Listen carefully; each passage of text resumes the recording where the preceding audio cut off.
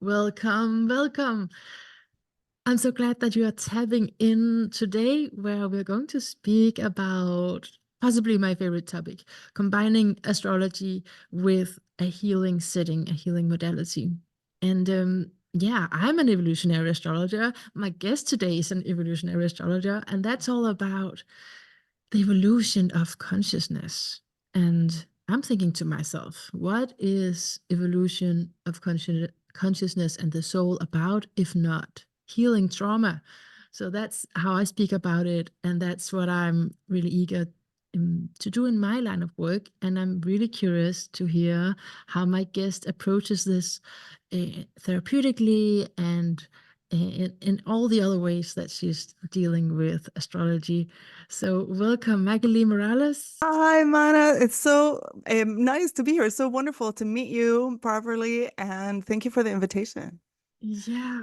So, I'll let you introduce yourself because I know on your website there's a lot of things. There's also shamanism, and so just how do you prefer what who are you? Sure, I'd be happy to tell you.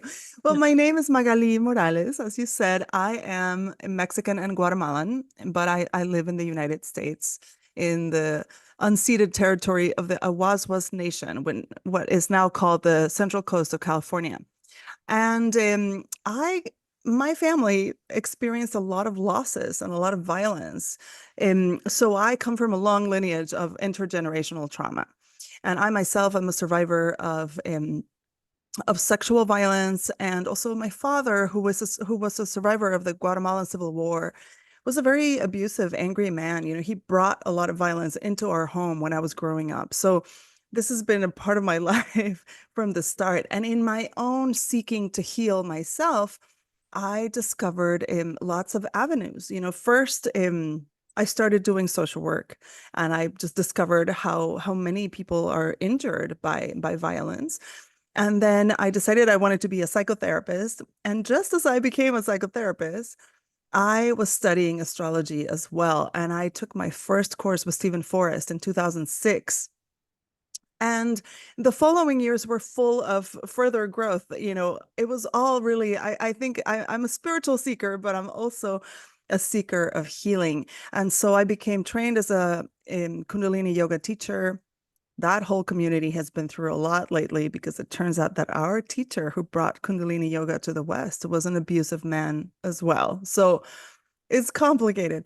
But I was also very lucky to find other teachers in other realms. I am a shamanic practitioner. I have studied in 4 different traditions. My most important teachers were Hank Wesselman and Jill Kuykendall, who taught me to do shamanic healing. And what they taught was core shamanism, but they were also the depositories of the teachings of one of the last great kahunas of the Hawaiian shamanic tradition, Hale Makua. So, so in my own seeking, I found all these things.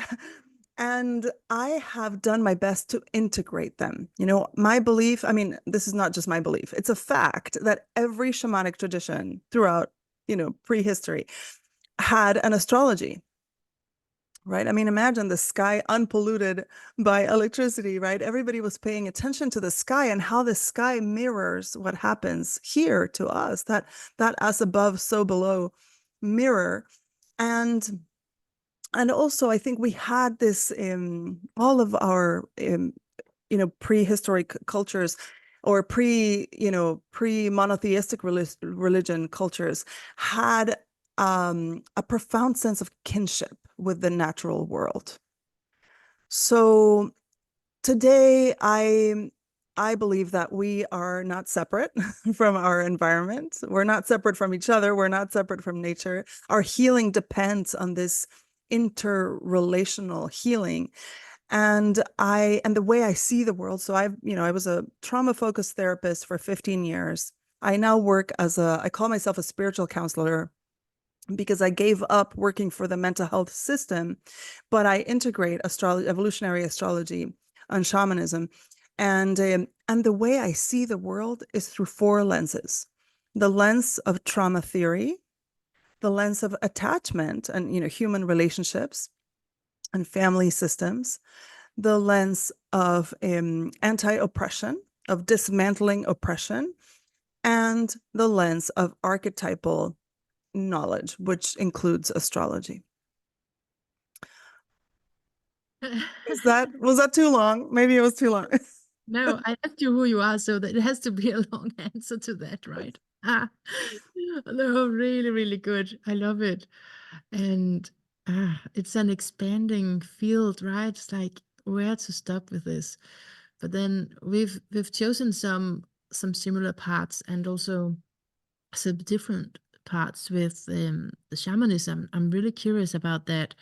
I want to ask you first about how you feel about the way that not how you feel about, but what do you think about the way that I practice therapeutic astrology at the moment, which is really thinking about the planets, and then you can't say just a planet because a planet can is also multi-layered, but signatures in the chart as sub-personalities in the psyche.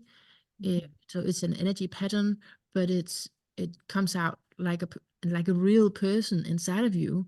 And then when the astrology, when the transits, when the collective energy is in a certain way, it evokes certain sub-personalities inside of you. Like they wake up and they take over a little bit. And so the way that I really find that working with the parts therapy is a great match to astrology is what I want to ask you about, because I feel that what often happens is with our clients and with ourselves is that a part will then blend with where the consciousness is supposed to be, with the seed of consciousness, where that seed naturally is for consciousness, and then you think you are this part. You think you're all Mars, if you want to reduce it to that. It's more complex than that. But if you're this certain signature combination of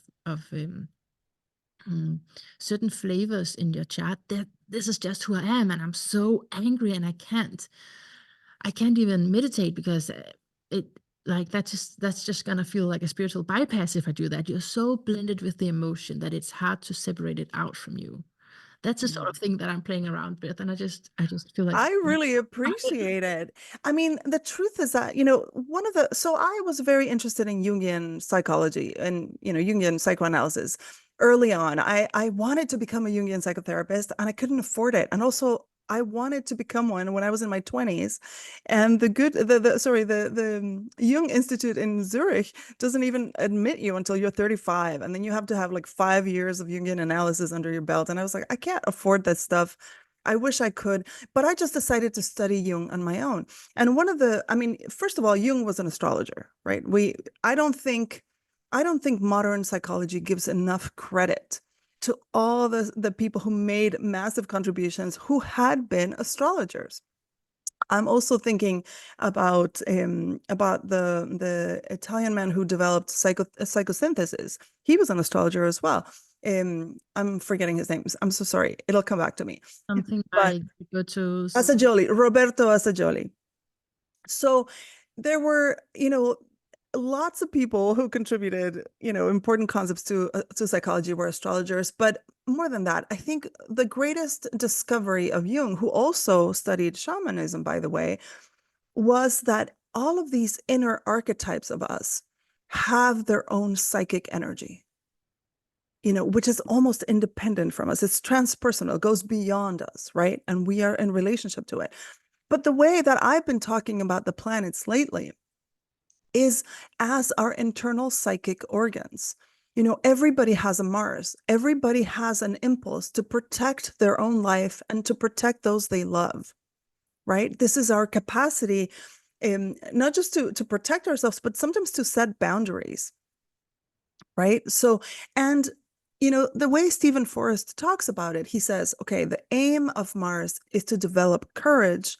The shadow of Mars is rage. So if we stay in the rage, we're expressing kind of the lower expression of Mars, but the higher one, still requires us to feel the anger and let it, course through our bodies, but then come to an action or a conclusion we can make. that doesn't require us to stay stuck in anger, right? So I think those energies you mentioned are true. When we have an important Mars transit, or when our natal Mars is activated, we will get angry. But then what do we do with that? Right? In my school of trauma theory, what we understand is that humans need to be able to feel the full spectrum of human emotion. And so it's important that we feel the anger and allow it to move through our body in a way that doesn't hurt us or others, and then receive the message that it carries. Because every emotion, or in this case, every planet, has a message for us. And if we receive it, then we don't have to like stuff the anger or carry it in our bodies and let it make us sick. We don't have to self-destruct. We don't have to, rely on our addictions or negative patterns.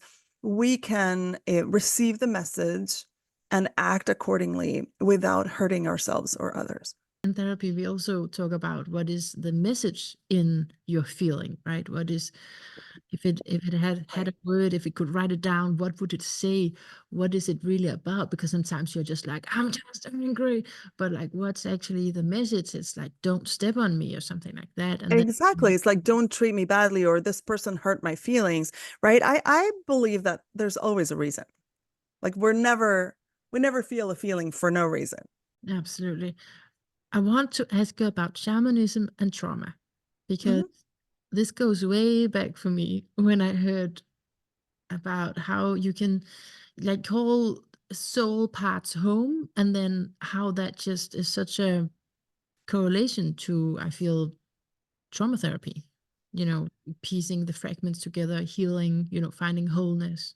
So Right. how do you see that? And yeah, just share whatever you feel like about your shamanistic practice. Sure. I mean, I think one of the great contributions of shamanism to healing trauma is that concept of soul retrieval. And we have to start by talking about soul loss, which often in psychology or in trauma theory is called dissociation, right? I mean, often when we experience trauma or loss, we feel a little bit torn apart, right? Like trauma breaks things apart. Soul retrieval brings things back together. But let's go by steps. So it is understood, even in trauma theory, that when we experience something terrifying, life-threatening, unexpected, that overwhelms our coping abilities, a part of us tries to protect us from feeling that. And if the impulse, if the experience is traumatic enough and we feel vulnerable enough, then this will result in dissociation, which is like a splitting of our consciousness, like a part of us trying to not remember or not hold on to the event. In shamanism, all the cultures, all the shamanic cultures in the world had an understanding that a part of your soul energy can separate from you, and it's looking for safety. It goes away from you, goes into the spirit world looking for safety. So whereas psychologists understand dissociation, shamanic practitioners know where the part goes. And so the whole point of a soul retrieval is to go looking for the part. In my training, Hank Wesselman and Jill Kuykendall, who were very accomplished soul retrievalists, taught us to say a prayer about readiness. They said, okay, I am here to journey on behalf of my patient to retreat for healing and wholeness, to bring back any parts of their soul energy that have separated away from them in the past and are ready to return to them now. And I think this piece of readiness is important because sometimes receiving a soul part can feel overwhelming. And sometimes, and actually, most importantly, when we receive back a soul part, we need to take care of it. We need to welcome it so that it can stay. So this is the metaphor. It's a very simple metaphor that I use with clients, is that if there is a kind of glue between the body and the soul, when there is trauma, it is ripped. There is a tear in that fabric. And some of that, it's getting a little louder here, but I hope it's, you can't hear. And so some of that energy is the part of our soul that fled into the spirit world looking for safety.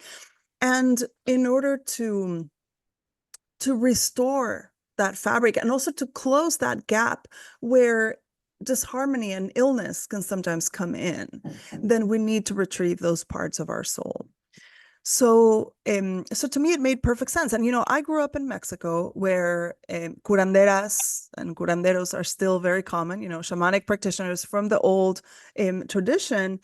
And we had this concept called susto. Susto means fright. And when somebody is ill with susto, it means that they've received a terrible shock and that their soul isn't right. And so you go to a curandera seeking a cleansing or limpia.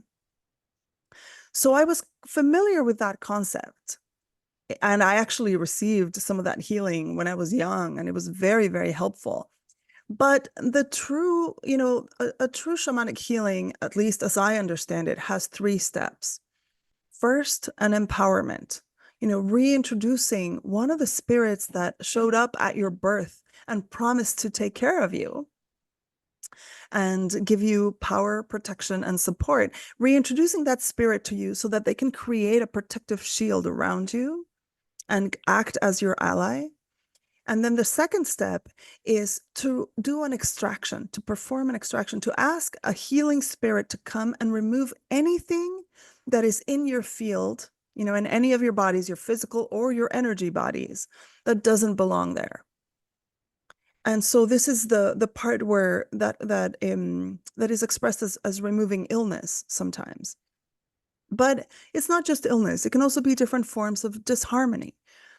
And the third step is the soul retrieval, is asking a healing spirit, which for me is always the spirit of the crow. The spirit of the crow goes and finds the soul parts that have dissociated, have separated, and invites them to come back if they are ready. Oh man, I'm taking up my pillow here if you can hear that, just because this is so good. Oh, interesting. Really is so many, just a few comments to that, Magali. Yeah. I was thinking about being ready. You were talking about that, being ready to receive your soul parts. Do you call it soul parts? What do you call it? Yeah, Yeah. soul parts. Okay. Yeah. And yeah, that's maybe I actually want to ask you more about that. It's more of a question than a comment. Because what does it take to be ready for that? How do you know when you're ready for it? Because I've also been working with different shamans, but also someone who's been here on TAP on the podcast, Matthew Obst, just a few weeks ago. And it's really amazing work. But now I'm like getting a little bit curious about, it takes readiness. I mean, are you ready once you see a shaman, just because the calling to go see one, or do you think it takes some therapeutic work before you're ready? I love this question. Thank you, Mannah. There's a couple of ways to answer it. In my practice, I have sometimes performed a soul retrieval with somebody at the beginning of their therapy, or in the middle of their process of therapy, or at the end. And actually, what I experience is different.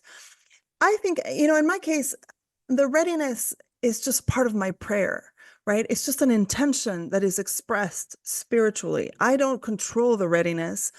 I know that at the end of the soul retrieval, I'm going to ask my client to receive that part, to welcome that part.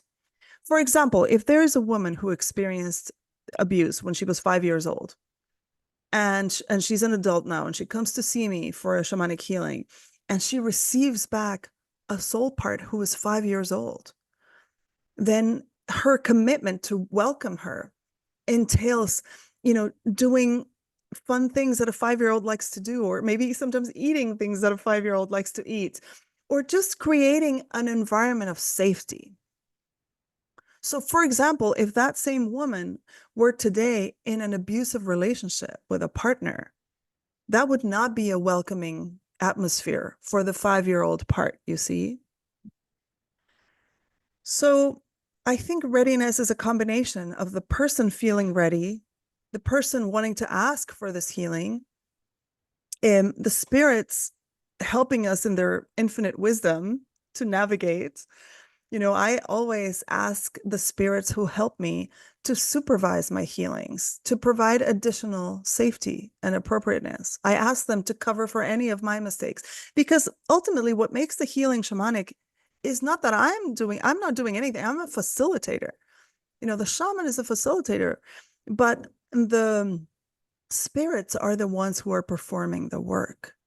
And it is our relationship with them that allows this to happen.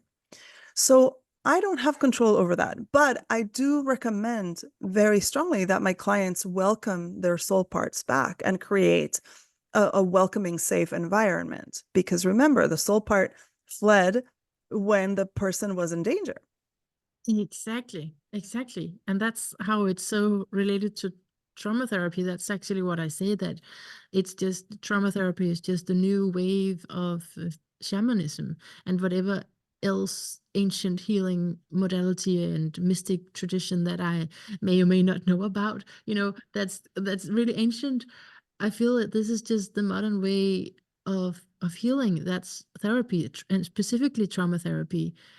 Um, and Psychotherapy and trauma therapy, let's put it like that, then within the last 100 years, and so many people are going through these trainings, and I feel it's because it's just taken over. I mean, and I really honor that, the old tradition, and we still need it, but I'm just saying that in this modern culture, that's don't you think that that's kind of take. Well, I wish it had taken over more. I mean, the truth, at least in the United States, you know, this is the situation today. So trauma theory was born in the 1980s, about 40 something years ago, when people discovered that veterans from the Vietnam War and women who experienced domestic violence had the same symptoms, or largely the same symptoms. Yeah, so So that, trauma theory is a young discipline. but that's because of the PTSD diagnosis you're talking about, right? Yeah, but there are problems with the PTSD diagnosis. So the PTSD diagnosis has been captured in the DSM, the Diagnostic and Statistical Manual of Mental Disorders, but that document is not a scientific document. That is a document that, powerful doctors vote on by committee. So in I think maybe my words are going to sound a little radical, but I think actually many of my colleagues also think that the way mental disorders are classified, at least in the local mental health system in the United States, is very subservient to the psychopharmaceutical industry. And in fact, I know, one of the people who trained me was Bessel van der Kolk, who was one of those people treating Vietnam veterans in the 1980s. And he sat on the board of the DSM-5, the most recent edition of this document, to advocate to expand the definition of trauma, because the current definition of PTSD does not allow for, explaining like severe childhood trauma, for example. It is a very narrow definition in a way. And yes, it can be used as a catch-all of sorts, but it doesn't really do justice to the clients. And he was on that board advocating for this, and he was turned down. They said, no way. They wanted to pair up the mental disorders with the medications available through the psychopharmaceutical industry, which is highly corrupt and which is, it's a huge money-making machine. So I'm not saying that psychiatric medication never works, but what I do know is that psychiatric medication, even when it does help some people, it is only a coping strategy. It's not a healing intervention. I have never met anybody who said I was healed by psychiatric medications, right?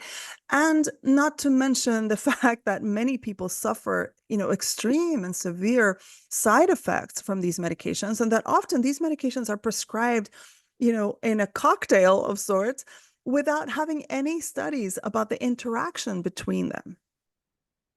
So, so trauma theory is young, and trauma theory is not the standard of care within the mental health system, at least here. I don't know how it is in Europe. Can you tell me more about that? I wish I could. I wish I could tell you, how wonderfully, accepted trauma therapy is. No, absolutely, you are spot on, and thank you for putting words to that. Absolutely, because that is the reality in the established system, um, here as well, for sure. Yeah, and I was actually,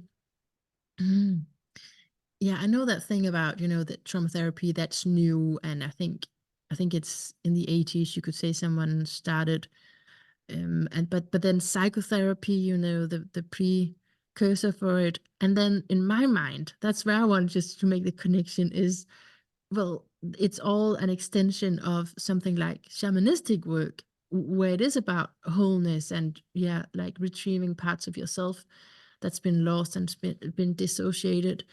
Um, but I hear you, and I really enjoy how you're just getting into it like that, because I feel you did mention that you left therapy work for a reason, and maybe this is why this is what we're getting into here.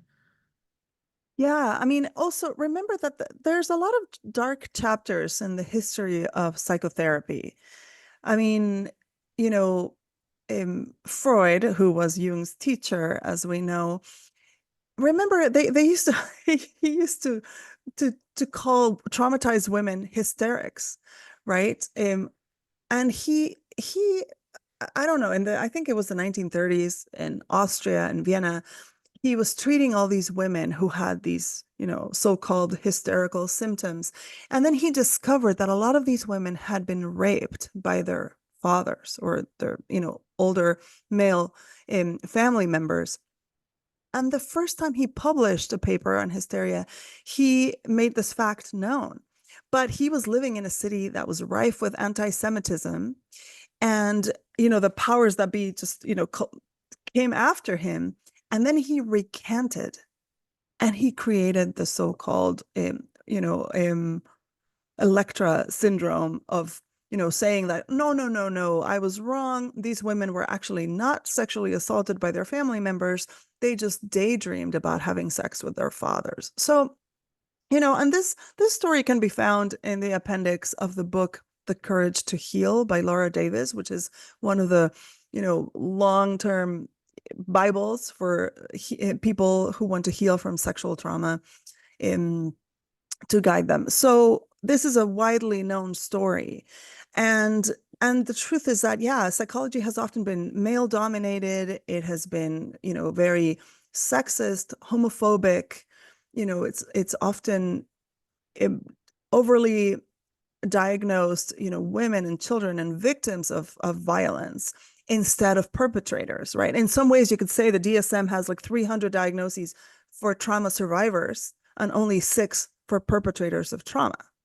So this just tells you how tremendous the bias is. So yeah, I mean, even though we can fantasize about psychology and different therapies being used to help people, they were often used to oppress people, and there are some very, very dark histories there. So I think we need a revolution. I think trauma theory is a revolution in the mental health field. I think we desperately need it. And one of the hard things for people like me is that even though we've worked in that system for so long, is that we cannot abide by the unethical practices anymore. This is it breaks my heart, because Mannah, when I went to grad school in this country, I was often the only brown person in the room in my classrooms in grad school. There were very few students of color who were training themselves as therapists. And I thought, oh, one day I'll be able to supervise, to be a clinical supervisor for all these young brown students who will come after me. And we are going to have a less kind of white dominated profession to serve everyone that we need to serve. But that hasn't happened because I gave up my license. And now I teach trauma theory to astrologers, which is not a bad thing. It's Right? excellent. It's a good thing. But I still think the actual condition of things is very sad because this world is traumagenic, as Sandra Bloom said, another of the people who, of the brilliant trauma theorists who trained me. This world is so ruled by trauma. I mean, think about the migrant crises all over the world. Think about the wars that are happening. Think about economic violence and how things are divided between the haves and the have-nots. Yeah, I don't have to explain it. This is, this world is so ruled by, and think about the climate crisis. My Yeah, God. yeah. So we have a lot of work to do. I think you're really good at putting words to what we can sense. And if all the help that I had gotten was through the system and that kind of therapy, I would not have been helped at all. I Honestly. feel the same. Yeah. Right, Mannah. So perhaps your ability to seek for other answers and other things is what protected you. I feel the same. I mean, and I've been, I've had psychic experiences since I was very young. If a psychiatrist had laid their hands on me at some of the points in my life where I was experiencing a lot of truly transcendent magical things, they would have medicated me. They would have, diagnosed me 3 times over. Yeah, that's the I thing. feel lucky that that didn't happen. Yeah, yeah. Could have. Well, it was not supposed to happen. But yeah, it's that difference between the, you can call it the holotropic consciousness that Stanislav Grof is talking about, right? And then the everyday consciousness. And if they're mixed up, and so yeah, I am talking about the recent, when I'm making that comparison with shamanism, and I'm doing it in ignorance because you're the shamanist here, right? I'm just picking. I have Chiron in Gemini, so I know pieces of different healing modalities, but not necessarily in depth. But so the comparison I'm making to is definitely the newer trauma therapy, and in specifically the non-pathologizing one. That's the word that I really Right. underscore when we have this kind of conversation. It's the non-pathologizing ones that I'm so excited about, and that I really feel have helped me because uh, I have had that internally. I mean, you're saying, yeah, I have had other places to seek, but surely I've also just thought of myself as, this that we all do, like, oh, it's me that's wrong, right? That's just that the way that the culture is set up, when you're ill, then um Yeah, you are made to feel like there's something wrong with you. Right. I mean, one of the ways that I synthesize the change from a pathologizing view to trauma theory as a liberating, therapy is asking the client, instead of asking what is wrong with you, we ask what happened to you. exactly. And Yeah. that makes all the difference, right? Because when you ask what happened to you, then you get their trauma history and then you understand, wow, of course you feel all these things. Why wouldn't you? Yeah, All of these painful things happen to you. This is hard stuff. Like, of course you feel sad and angry and, you know, um, scared, and all the things that somebody feels who is emotionally injured. absolutely. Yeah. So how do you work with clients when do you don't do therapy anymore? Well, I call myself a spiritual counselor because I can, because I have, other credentials and training that supports that. But in the place where I live, I cannot legally call myself a therapist because I no longer have a clinical license. Right. So I only like to work with people who see themselves as emotionally injured and want to heal without medication. Mm, mm. Okay. So, but in terms of combining astrology with what you do, how do you do that? Well, yeah, this has been a journey, I've had an astrology practice for 18 years, and I think astrology and shamanic, you know, spirit medicine and counseling things are have been getting closer and closer and closer. I never push astrology in people who don't want it. So I usually offer it to people who are already interested. And what I do now, I put together a package of services that includes all the best things that I have to offer.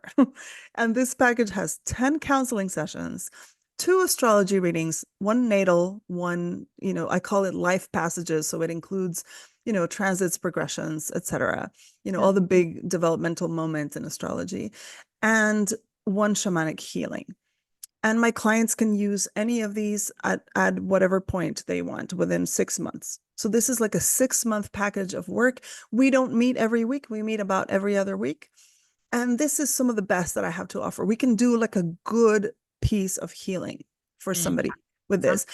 sounds And the like way I use astrology mostly is for self-knowledge, right? For self-understanding. I think it's one of the most powerful tools to understand oneself. In fact, I've sometimes said, a good astrology reading is worth 2 years of therapy, or maybe more, because you go right to the core of things. It never ceases to surprise me how when I sit across from a client and we do astrology, the conversation gets deep very fast. Mhm. And Mhm. they're like, oh my goodness, how do you know these things about me?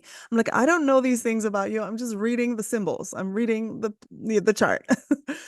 Exactly. But it allows us to connect these dots, right? Of the most salient internal dynamics of the person, right? If the planets in your natal chart are your internal psychic organs, they sit in a certain relationship to each other, and they are flavored by the sign and house in which they are located.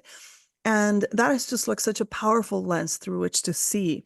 And sometimes it can illuminate people's history of trauma as well. That's what I think. That's Mm-hmm. exactly what I think. And I think you can, yeah, like I was saying before, using it as actual, it's the karmic imprint, right? It's karmic Mm-hmm. leftovers in a way. And so it's still that echo into the current life. So you can feel it as personalities. And I actually want to ask you about, we were talking about readiness before, and you were saying how to make an environment, for example, for the 5-year-old or any part of you coming back. So that's really similar to what I'm doing with parts work. And Mm-hmm. IFS is like the biggest one out there, and it's wonderful. It's wonderful. There's so many resources now also for free on IFS.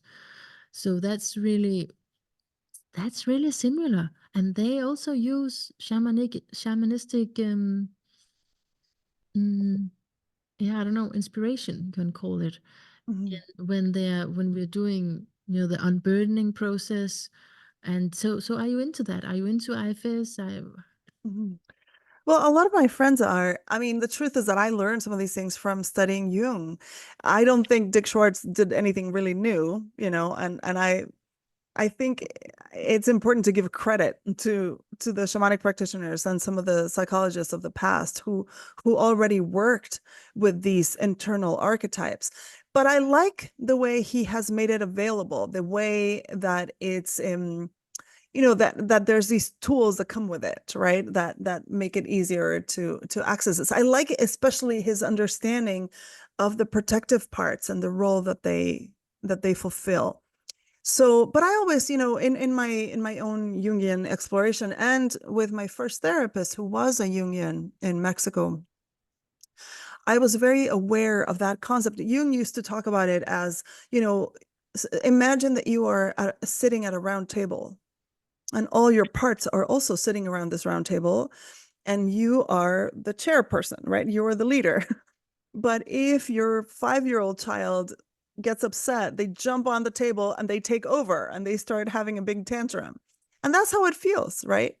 And some of the work that we do internally is returning everybody to their chair, listening to them, trying to give them what they need, and also, creating a positive relationship among all of them. So, yes, I like it. I haven't been directly trained in IFS. I've listened to some of Dick Schwartz's materials, but I learned that long before. Yes, and Mm. that's now you finally see what I'm saying about how it goes back. That's what I feel, Mm. whether it's NAM therapy or IFS, I feel both of them, it goes back to ancient times. So you said Yes, nothing new. Exactly, it's not. So this is the modern way. Do you see? exactly. This is our one of the modern vocabularies for understanding it. Yeah. Absolutely. Yeah, I totally see. And that's why I think, credit should be given to the shamanic practitioners of the past. And then people like Jung. I mean, he studied astrology, mythology, and shamanism. And that's where all his stuff comes from. So it is really old. Mhm. Yeah. Oh, so it's so evident when we sit here together, right? Oh, yes. Okay, so yeah, so being ready to do this work, it still speaks to me somehow. Mm. So do you feel um, when you do an astrology reading, can that help you to be ready to receive parts of you back? Wow, that is a wonderful idea. I think so. I think so because the astrology reading sheds light, right? It makes things more conscious. I think this is the great tool of astrology, that if we are more conscious of our internal dynamics and of our external transits, for example, then we can be more ready. I think the way that astrology reduces suffering in humans is by allowing us to see our situation with a slightly higher vantage point, right? With a greater awareness, and to show up to our lessons more prepared. Mm. Um, because yeah, I largely think of, I think of us as being souls in earth school in human bodies, and we're Yeah. here to learn.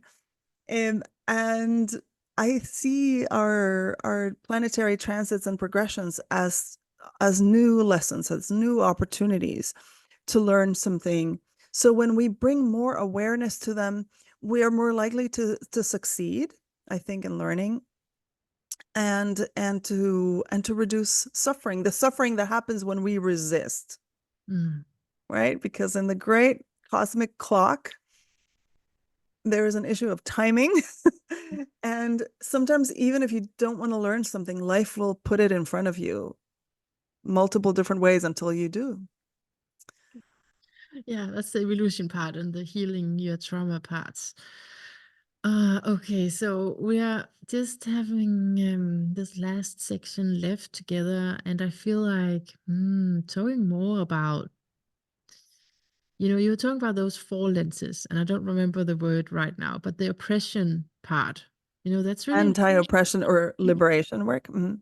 Yes, that's really important. I mean, and when you were just taking us back and the story you shared about Freud, it's not new to me either. I'm totally with you on that, how he was changed by the people who are in charge, like, and how Mm. is history written, it's by a certain Yeah, by the winners, yeah, as so by to the winners. speak.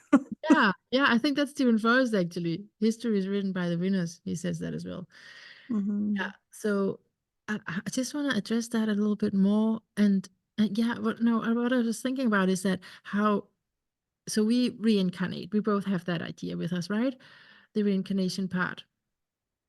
Are you with Yes, that? Yeah. And so totally. and so we can have, memories from being those women that Freud was treating, right?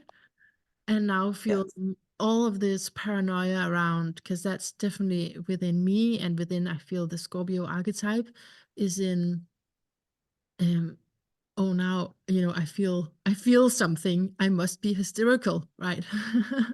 Sort of thing, like, not like going to that place, being afraid that someone is going to lock you up. I feel Mhm. that is a reminiscence from back then, Right. possibly from lives having lived through that. Yeah, in fact, I mean, I often think, when astrologers are scared to come out as astrologers, which, it was a journey for me as well, right? I come from a country that's very religious, where, I mean, where Catholicism is the, predominant religion. Obviously, Mexican Catholicism has undertones of the old Aztec religion. Um, it's really a syncretic form of religion that absorbed, where the native people hid their own beliefs under the guise of Catholicism in order to survive. But what are we to come back to this? Yeah, when somebody comes out as an astrologer and feels scared of persecution, I think many of us have had lifetimes where we were burned as witches at the stake, right? Where we were persecuted for being the wise women of our communities. And that story is not that old either. So, so true. Another thing that happens is that when I perform soul retrievals, the spirits show me the soul parts as snapshots, as photographs, and I see their environment. And often I see, more or less what era this soul loss happened in. And sometimes people have had soul loss in a past life that is being addressed now. So yes, our past is still with us a lot of the time. I think that's one of the definitions of trauma, right? That it feels like it's never going to end because the past keeps repeating itself. There is this element of trauma called reenactment. Is the same thing that explains things like flashbacks and nightmares. Well, sometimes we are reenacting something that happened in the long ago past because it seeks resolution. And maybe the time for resolution is now. So I agree. I think we carry sometimes these old memories with us, and sometimes healing means finding that sort of resolution. Oh my God, you had asked me something else, Mannah, but I forgot. We could talk for 3 days and not be done, huh? Yes, yes. I definitely want to meet up again if you feel like it, Magali, because this I'd is, be happy to. Yeah, this is really, I'm enjoying this tremendously. Thank you.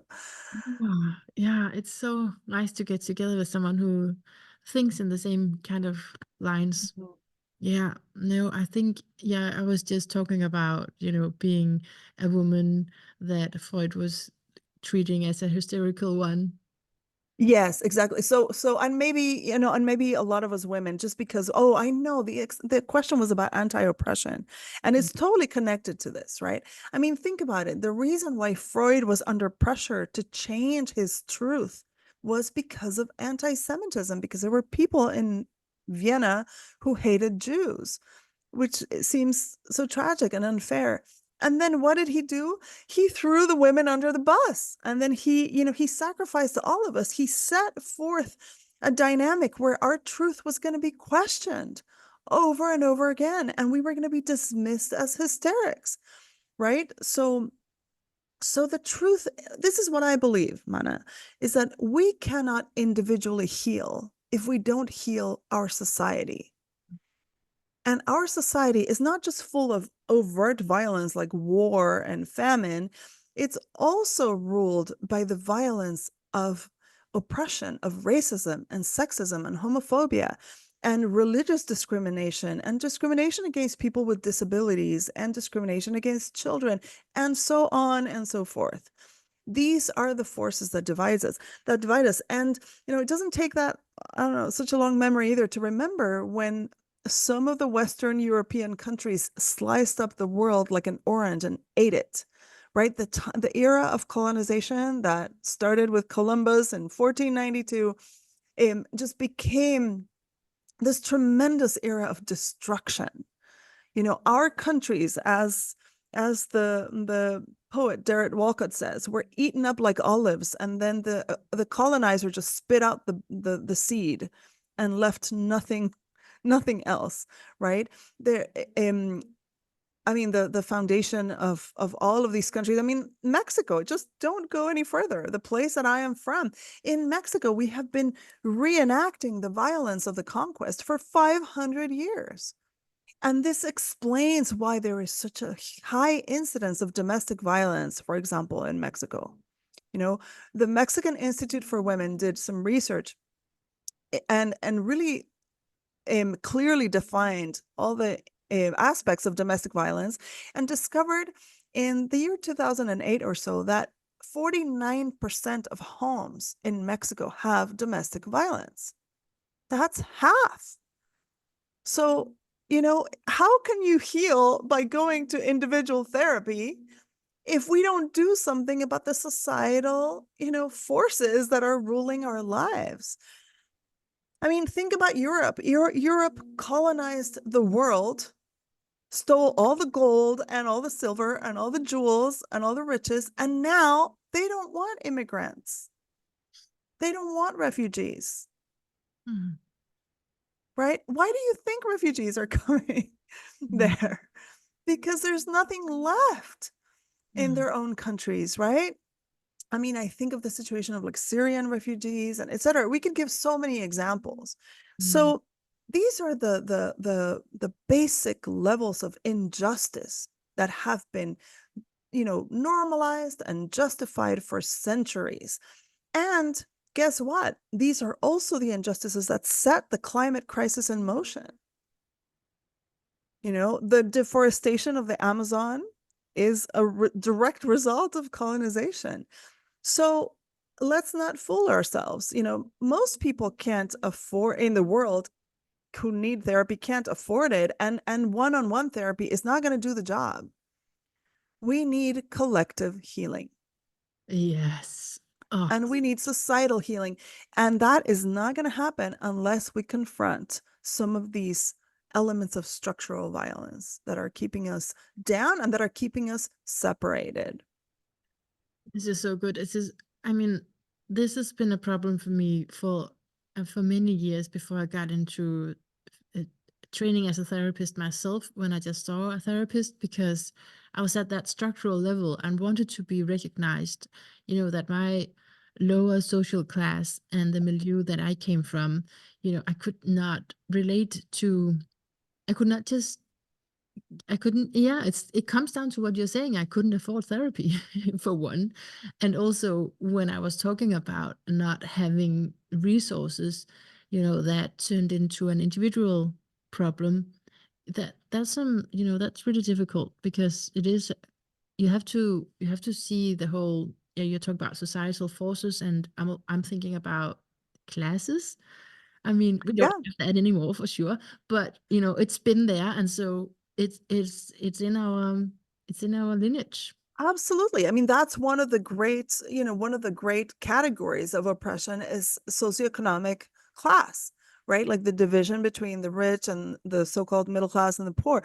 Um, that is I mean, in Mexico, for example, class and race are what divide our society. And it's very clear that the whiter you are, the higher up on the scale you tend to be, and the browner you are, the lower down on the scale you tend to be. But in countries like yours, where, the majority of inhabitants are Caucasian anyway, and yeah, like some of these class structures are exactly what divides society.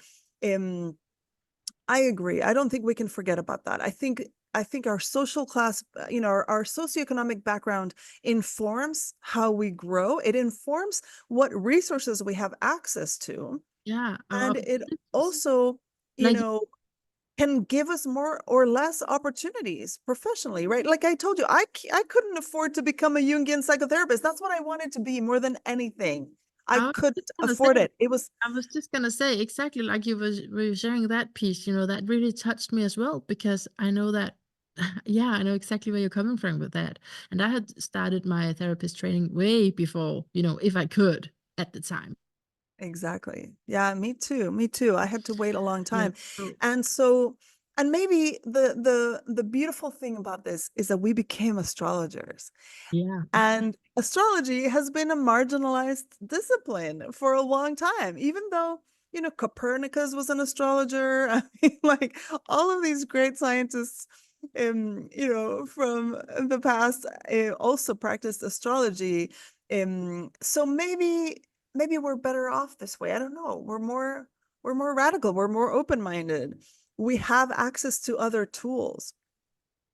But yeah, I do not discount that we need to, for society to heal, we need to undo these systems of oppression and division. So it's And it, it's And Yeah. don't forget, I actually usually, when I talk about trauma, I usually begin with a definition, and I want to share my definition with you.